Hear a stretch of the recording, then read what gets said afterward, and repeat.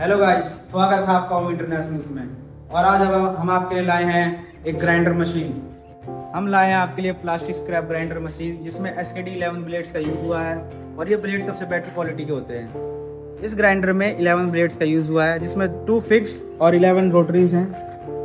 इस ग्राइंडर में 5.5 kilowatt and 7.5 HP की मोटर है जो कि बहुत अच्छी क्वालिटी की मोटर है।